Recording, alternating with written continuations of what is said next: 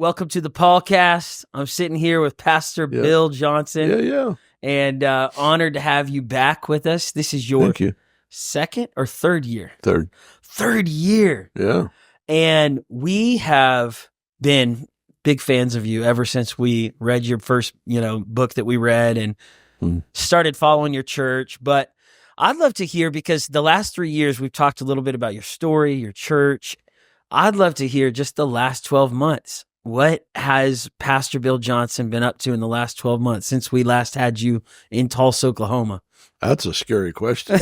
Last 12 months. Oh my goodness. I could jog your memory if you want me to. Yeah, it's been a wild ride. It's been really some of the most challenging things I've faced in my life have been in the last 12 months. Yeah. Really? Yeah. It's real unusual. Just with family, friends? All the above. Yeah. Yep. So it's been a wild ride, but plenty of opportunity to trust Jesus. Would you say, as any of it stuff that you would comment on, or would you rather leave it in the general category of just? I actually have to leave it general, at least right now. I do, because of who and what's involved, but just some real challenging things to walk through. But got such a amazing family, and our team is great. So they, when my wife got sick, they really amped up their. They took on a lot of my stuff so that I could be free to work from home, take care of my wife, and so that was tremendous. And so having that kind of a team is extremely helpful. So yeah. What would you say were some of the good things in the last 12 months that stand out to you? Some of your, did you travel a lot in 2024? I traveled more this last year for sure, and that's it's always been good. Home is my favorite, as it would be for you. When you have a healthy home and a place that you love to call home, that's the best. But there's some really extraordinary things happening around the world. The hunger is I think increasing, and the willingness to just do whatever he says seems to be increasing, which is pretty significant. Sometimes we get hungry. It's almost like I'm sitting in my recliner, and when my wife was still alive, I'd be sitting in my recliner. She said, "I'm going in the kitchen. You want something to eat?" I go, "Yeah, I'm starving." So she'd bring me something to eat. I wasn't hungry enough to get out of my recliner and go in and get it myself, but I was hungry if she brought it to me. Yeah. And a lot of hunger for revival is like that. It's people are hungry if it comes to them, but to get up and pursue is a bit more challenging. Yeah. And I do see that. I see it happening a lot, which has been very encouraging. And some extraordinary miracles and transformations taking place. So it's really encouraging. It's interesting you say about the idea of I'm hungry if you bring it to me, but not hungry enough to get up myself. Last night, I went to get some ice cream with my wife, and we went to this little ice cream store down the street, Andy's. And there was another pastor in town that, we've known for a long time that wanted to meet us there. So he shows up with his wife, and I was tired. I was like, I just want to get the ice cream and go home. Yeah. But Ashley was like, no, let's, talk to this couple for a little bit. Well, the people at the front, they call our names, and I am too tired to I'm hungry for that ice cream, but I'm too tired to get up from the table. I'm like, I just sat down. I'm relaxing at this little ice cream shop. I'm not even hungry enough to go get that ice cream. And so was the other man, the other husband. He was like, yeah. And our wives were looking at us like, is anyone going to get up to go get the ice cream? We're like, funny. No, we'll just wait and see if they bring it to us. And finally, his wife gets up and goes and gets it. But I laughed about it, and then I thought about it just now when you said it. I was like, there's a lot of truth to the church kind of being like, oh, I'm hungry, but I'm not hungry enough to go up and get it myself. Yeah, I'm that's true. Tired. Do you think it's because of tiredness, or do you think it's because of they don't know how to get revival, maybe? What do you think? I mean, there's fatigue. That can be not knowing how to deal with disappointment is a significant thing. I think resentment and not knowing how to deal with disappointment are the two biggest challenges that we have. Yeah. But not knowing how to deal with disappointment. So if let's be honest, if on the other end of that line, that counter going up to get the ice cream, there was a check for $100,000, you'd run up there. Oh yeah. It's the anticipation of something really significant. And we have the concepts of what God wants to do, but there's been so much disappointment in the journey that we don't always have the expectation. Yeah. It's really good. Yeah. Okay, so you went to Tulsa in 2024. Just tracking back the last 12 months. I did. Yep. You went to, I saw you preached at James River Church up in St. Louis, Missouri, or somewhere in Missouri. Yeah. Did you go other countries a lot in 2024? Yeah, quite a bit. Yeah. Europe or whatever countries? Yeah. I go to Korea every year. I just got back a couple weeks ago. Wow. Go every January. I've never been there. What is Korea like? I love Korea. But I always go in January. It's freezing. Is it one particular church you go to there? It's do you know Cheon? Cheon from Harvest Rock. I mean, I've heard about him, but I don't know him. He's a great apostolic leader. So I do stuff with him. So it's always like a large conference school type setting. And so there'll be, last year they had it in a reduced location, maybe 500-600 people, 700 people, something like that. But it's generally a few thousand. Wow. And real hungry. Koreans are just known for passion. So they're very hungry people, very fun to go. South Korea, do you stay long enough to enjoy a little bit of the culture, or are you kind of in and out? You go for a couple of days of ministry? I'm there. I usually go there I usually arrive on a Saturday and or a Sunday, depending on if they have me speaking in a church. And then I'm there till the following Friday usually. So it's 5-6 days. I think this time was 7 or 8 maybe. Okay. But yeah, I have friends there, so they always, after meetings, take me out to some really great place to eat, and so that's fun, yeah. And then so South Korea, what other countries? Well, I go to the UK a lot. Okay. So I actually went there. Somebody had a dream. I wrote this book. It comes out next July. I wrote this book on removing the sting of death. It's about walking through grief, through the loss of my wife. And so someone had this dream of me. They said, we had a dream. You went to England for 30 days and got a hotel room and wrote a book. Wow. So I thanked him for it, but just ignored it, to be honest. But it stayed with me for the next week or two. And I thought, man, maybe that's something. I've never done that before. I always write, at home and stuff. So I looked on my calendar. I couldn't find 30 days, but I found 20. And so I did. I went and got a hotel room, real cool. A little town called Stamford. Wow. And a great hotel I'd stayed in before, and just spent time there and wrote and hung out with some friends. And that's so awesome. it was.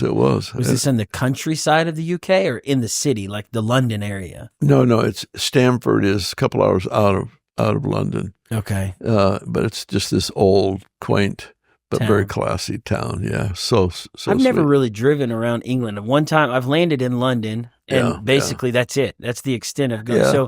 So England has some really pretty, like beautiful, rolling hills place. or big green mountains, or big. Yeah, their farms and and the livestock, and it's the way they steward their land is quite beautiful. They've done a tremendous job, and it's so nice, so nice. So I have certain places that I like to go to, restaurants and hotels and whatever. So that's awesome. So I went and conquered. It was Come good. on. And wrote the book. Yeah, I did. So that comes out not this July, but next July. This coming July. Oh, coming July. Yeah. Wow. Yeah. And I wrote it last May. So. And it's called Releasing the Sting of Death. Removing the sting. Removing the sting of death. Yeah. Yeah, don't want to release the sting of death. We want to remove it. Either remove it or destroy it. Do something. Yeah. That's awesome. So some of that kind of stuff was good. Brazil, I've gone to Brazil. I go fairly regular. Did you know that couple that's in town that I introduced today? Okay. No, I didn't. But Brazil has some of the most amazing mega ministry movements. True. That no one in America knows how incredible some of these. I mean, I found out about some of these just in the last year and went down there and I was like, these are bigger than most American moves that get a lot of attention. Oh, yeah. Because America, there's just so much social media attention, but these churches in other countries are on another level. True. Yeah, very, very significant. Very, very powerful. The hunger and the passion there is just unparalleled. and the amount of people that just get saved and healed, delivered, just it's just extraordinary. They're raising the bar, they're for the rest of the planet. All right, I'm going to switch it up. All right. Another question about the last 12 months. Hunting. Did you go hunting in the last 12 months? I went in December. Okay. I had some hunts scheduled for November, but they canceled on me. So just out of nowhere, different reasons. So, but I was able to maintain my hunt in Texas and succeed. By yourself or with friends or family? No, I have a friend that I hunt with every year for 25 years or so. I've hunted with him. Did you get something big? Yeah, for that area, yeah. Nice. Yeah. That's awesome. Now, in the last 12 months, have you done any exotic animal hunting, or is it mainly you stick to buck? Yeah, I just hunt deer. Well, if there's exotics on the land that I hunt in Texas, it's not high fence, so it's low fence property. But if there's exotics there, that animal is the owner is owned by the property owner, and so he's my friend. He tells me, take whatever. So that's awesome. Yeah, what about, do you ever go on just like a trip, like this England trip, where it's not so much ministering at a church, it's just a trip to be refreshed? You do stuff like that still? I don't enough. I don't enough, but that trip actually was refreshing. Because you got to eat with friends and hang out with friends and just write. Yeah, I did.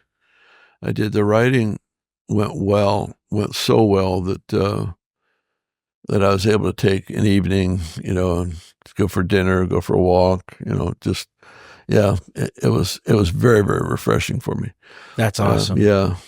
I was so encouraged.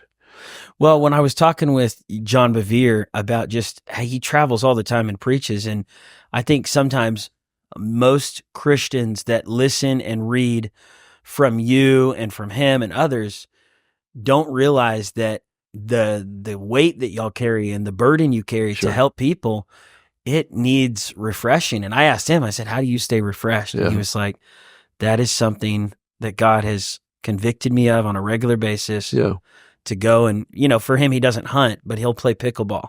Yeah. And he'll get out and go to the gym and, do that kind of stuff. Yeah. And so what is your, what's your advice on that for people out there that are, burning out or not getting enough rest or not knowing how to balance? I talked to a pastor this morning who said, pray for me on the balance of it all, because I'm ministering a lot, raising 3 little kids. And I was like, hey, we're all figuring out how to, welcome to the club. We're all trying to figure it out. But what's your advice to maybe guys in my age in their 30s, early 40s, raising their kids? Yeah. To be honest, you're not the savior. Deal with it. Do the best you can do.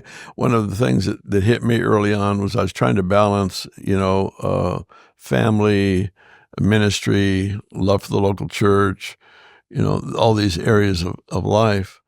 And I came to the realization that when God is number one, there is no number two.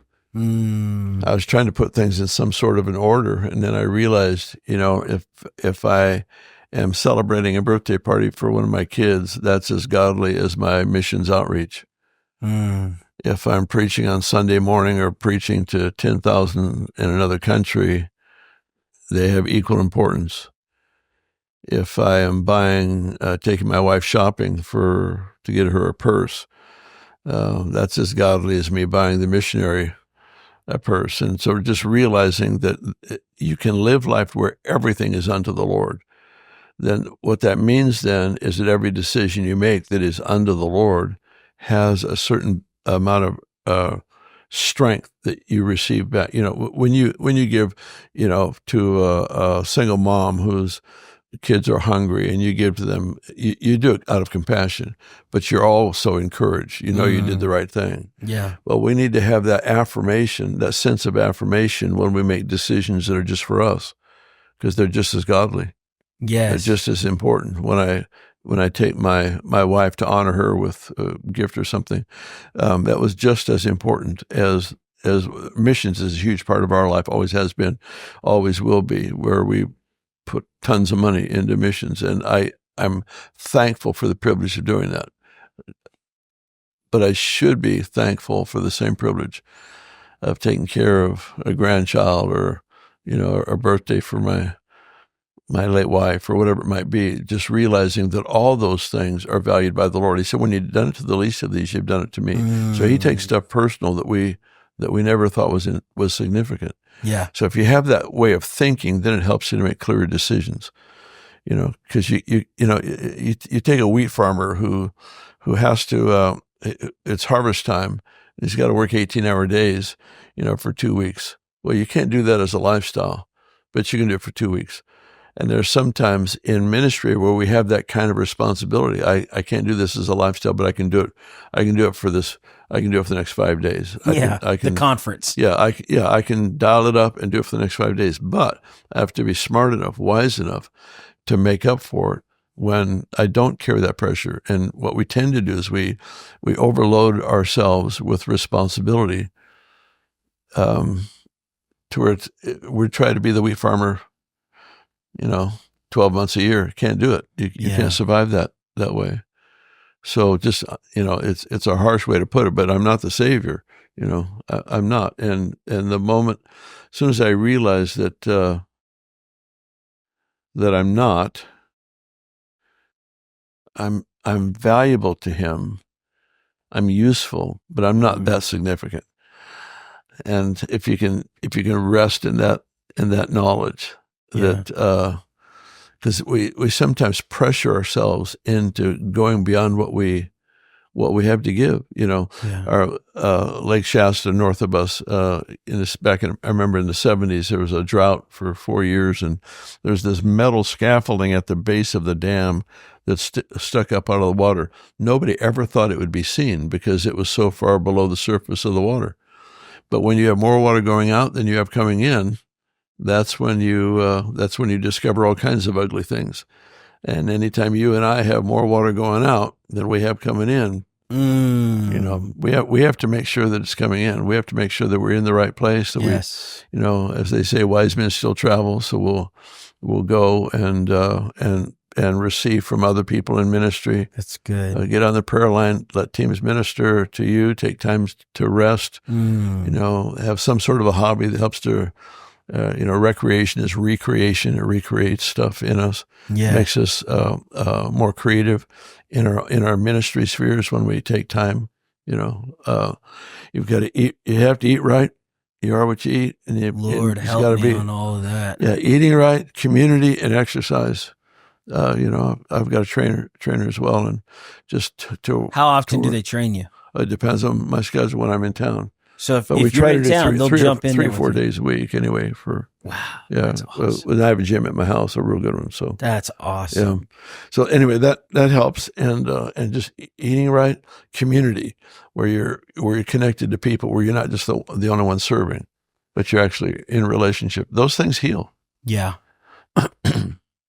Yeah, I found myself like in the last couple months, I've been like going hard and just feeling tired. And then this conference came up and I was like, I'm like gasping for air. Yeah. And when you're raising 5 kids, because you raised 5, right?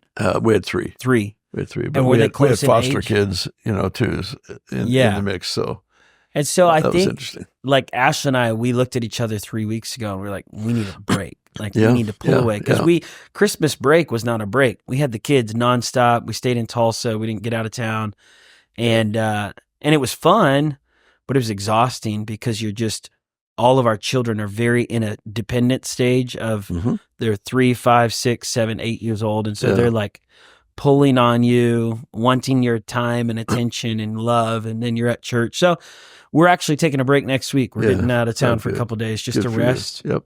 Be refreshed. And as I was listening to what you were saying, I was like, yes, like, I'm looking forward to some rest time. Yeah. It's critical. Yeah. And I think it's, we were even talking to a pastor friend that's in town and asking them like, hey, what's your rhythms of rest look like throughout the year? And they said they didn't do the best job of that, but now they're changing their, their pattern. And trying to get better at it, because I think we do put a lot of pressure on ourselves to feel like we are doing the best at whatever God's called us to do. Yeah. But I think you can do your best and still rest. Yeah. Yeah, you know, you can do it for the long haul, or you can do well for the short. And if you burn yourself out, you're doing short term. Yes. But if you want to be around for decades, then That's what I want to do. Yeah, then you prioritize. You know, you get on an airplane, the stewardess says, in the unlikely event we need oxygen, the mask will fall from the ceiling. Put it on yourself first, then on those around you who need assistance.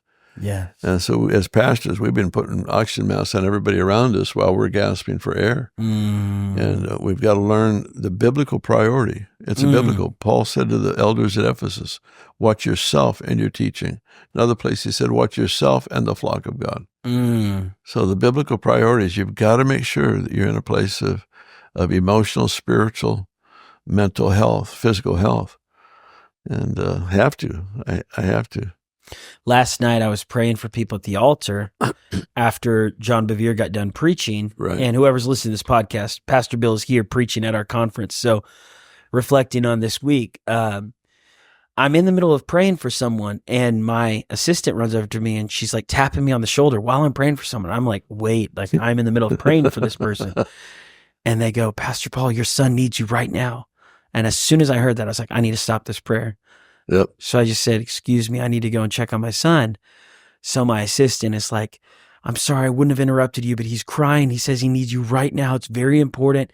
The babysitter's trying to take him home. Because at this point, it's 9:30 p.m. The kids need to get home to bed, but he's saying, I can't leave. The babysitter can't take me home until I talk to my daddy. Yeah. And he's 9 years old. And so I'm like, as I'm walking back to go find him with the babysitter, she's in the parking lot with all 5 kids. They're all crying, but I'm getting stopped by all these people on the way there saying, Pastor, will you talk to me? Pastor, will you pray for me? Pastor, come meet my friend from Honduras. Come talk to our team from Minnesota. And I'm like, everybody give me a second. I'm like screaming. I'm getting very emotional. I'm like, I just want to talk to my son.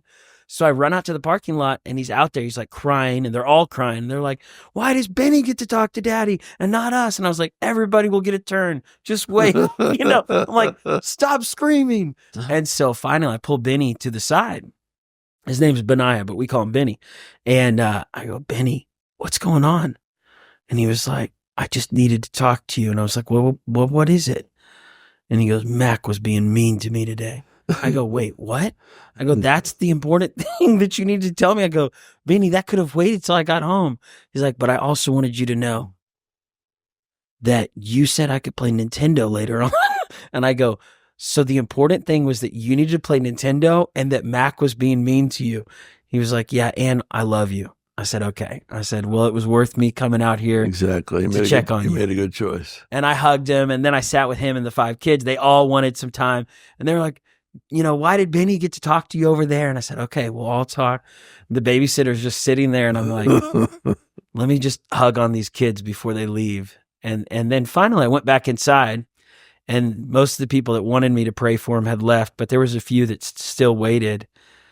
And I said, hey, I had to go talk to my kids. And they were like, no, we understand. So yeah, it's the right choice.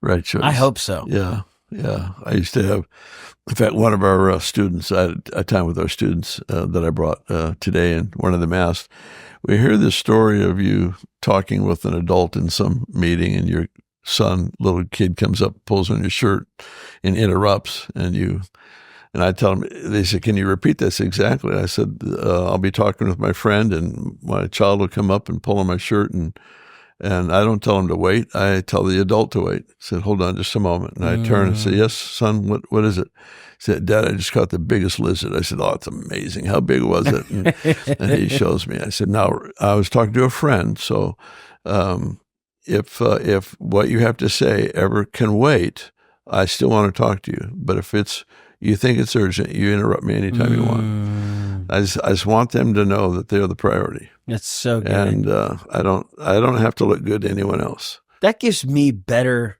confidence to do that to people. Yeah. Because sometimes I feel like if I'm in the middle of a conversation like with you, and one of my kids comes up and starts pulling on me, my fear is that I'm going to come across disrespectful to you as the adult or the pastor or the elder that I'm talking with. Not elder, but you know what I'm saying? Yeah, I get it. It makes sense. And so I'll often tell my kids, wait. But it sounds like what you're saying is you will tell that person, would you wait for a second? Let me check on what my kid needs right now. Yep. That gives me some good confidence on what to do. Yeah. Well, you did well. Well, praise God. Okay, let me switch it up, and then we'll I know you got to get ready to preach, but raising Brian, Eric, and your daughter, what's her name? Leah. Yeah. Were they close in age? 2 years. Brian and Eric and Brian were 2 years apart. Then Brian and Leah was 4 years. Did you, how did you navigate the sibling rivalry and love and encouragement? Because I'm navigating this with my kids, watching how they all have unique gifts, talents, but they also, and they encourage each other, but they also get very competitive with each other. So how did you nurture that? How did you walk them through that as they got older, young to old?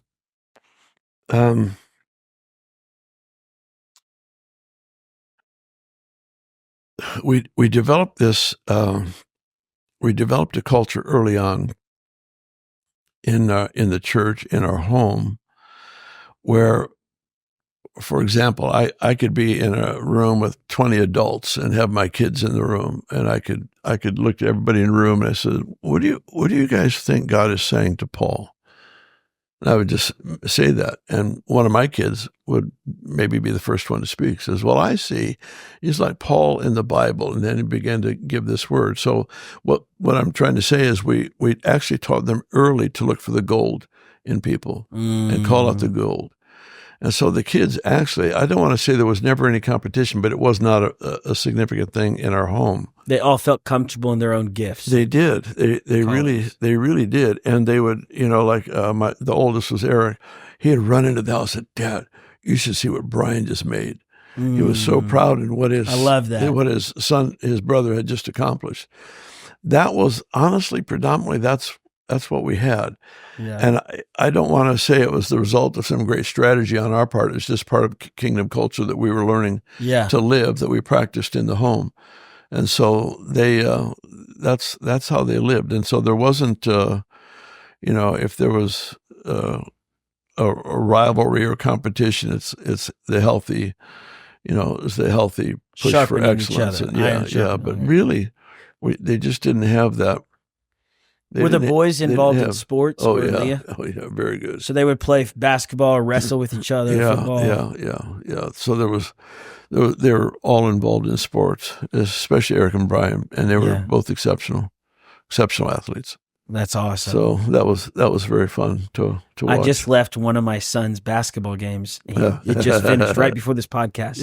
Yeah. And I was shouting because I told the fans around me, they all go to our church. I was like, "Guys, when I'm here, I'm not Pastor Paul. I'm Liam's daddy." So I was like, "Just let me be a dad." That's right. And so I'm shouting. I'm like, "Come on, Liam. Come on, Justice." All of his teammates. I'm like, "Work together, pass the ball, make good choices." Because sometimes they make some dumb decisions on the basketball court. And I get so frustrated. I'm like, "Don't throw that lob pass anymore. Just bounce past it," and I'm shouting. And then the referee starts making some really bad calls. And I was like, "Come on, ref, call it both ways." And Ashley behind me, she's like, "Paul, watch your witness." And I'm like, "Okay, I am. I'm being careful." Well, the ref comes up to me after the game. He goes, "Pastor Paul." This was at Broken Arrow, a totally another city, 30 miles from here, 20 miles. And I go, "How do you know me?" He goes, "You're my pastor." I go, "Oh, no." He goes, "Don't worry." He's like, "You didn't say anything bad." He's like, "I liked it." He said, "As soon as I heard you shouting, I thought, that's the voice of my pastor." Oh, wow. And he said, "I liked it." He was like, "You're a passionate dad. You're a passionate fan." I was like, "Okay, good." I was like, "I wasn't yelling at you." He's like, "You might have yelled at me, but," he's like, "It's okay." He's like, "I made some bad calls." And I was like, "Okay, all right. Oh, goodness. But that's rough. I think that's rough. Learning, Yeah. I'm learning in this season, with each of the kids, how to stir their passion, their spirit of competition, but also how to see the way to encourage each other. And they're so close in age that sometimes they can get tunnel vision of who gets more time or who gets more. That's true. You always have that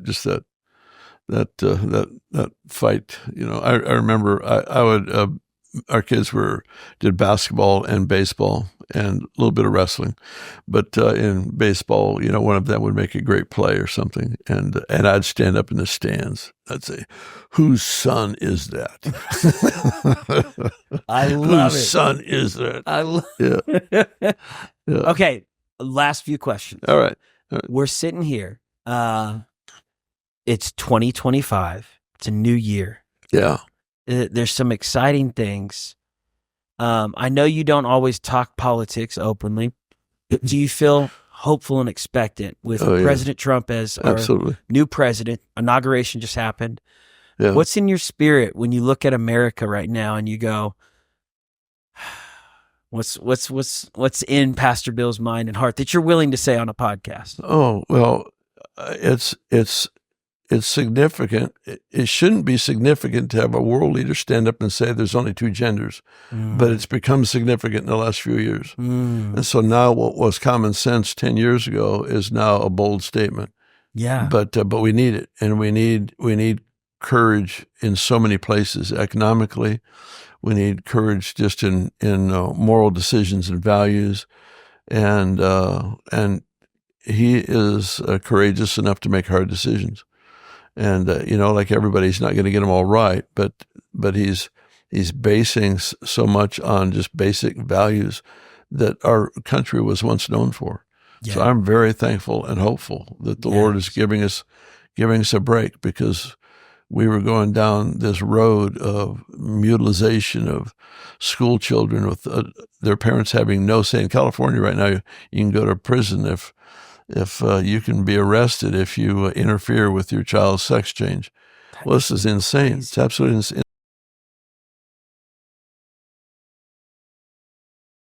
I'm very thankful. I'm thankful for so many things.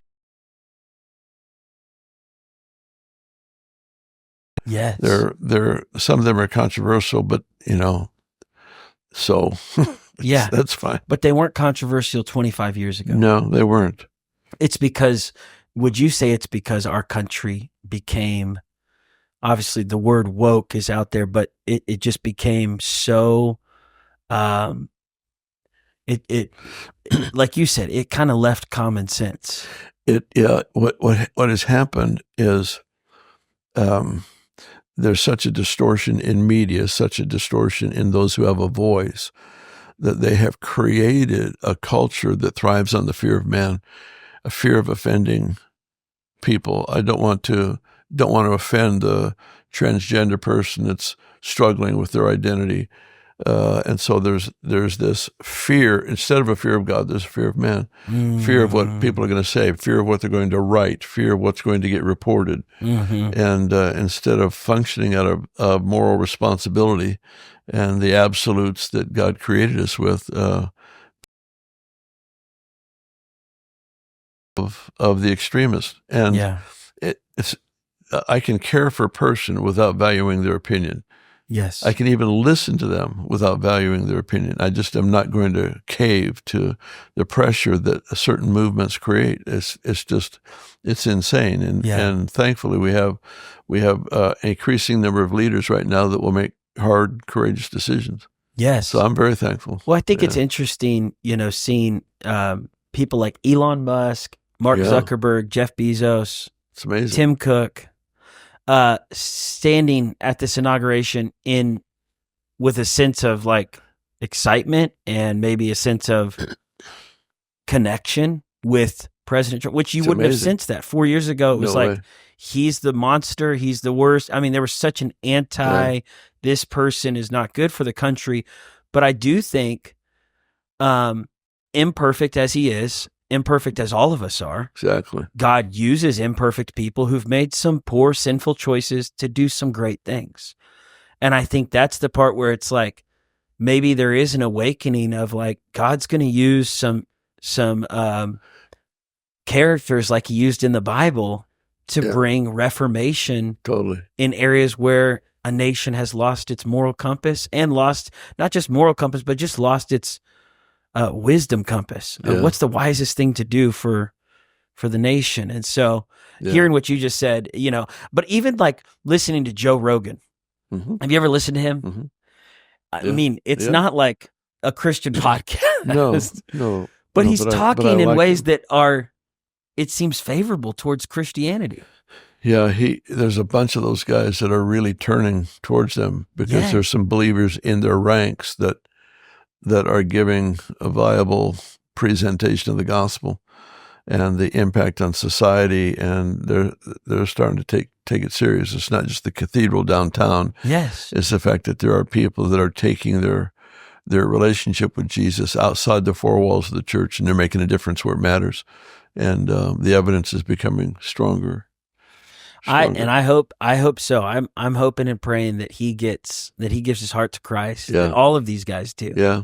Because I think how amazing would it be for them to be champions of the gospel? Yeah. Yeah. Absolutely. I mean, God did it with Paul the Apostle. Yeah. Exactly. So, well, that's exciting. Yeah, I it appreciate is. you coming It's on the encouraging. podcast. Yeah. Glad to. Appreciate you sharing your heart. Y'all Yep. stay tuned right here for more episodes. And go follow. We'll put all of the links to go and follow Pastor Bill if you're not. Listen to his sermons and his books and his new one that's coming out in 2025. Mm. And now I want to make sure I get it right. Removing the Sting of Death. You got it. And so it's going to be powerful. All right. Much love. Thanks.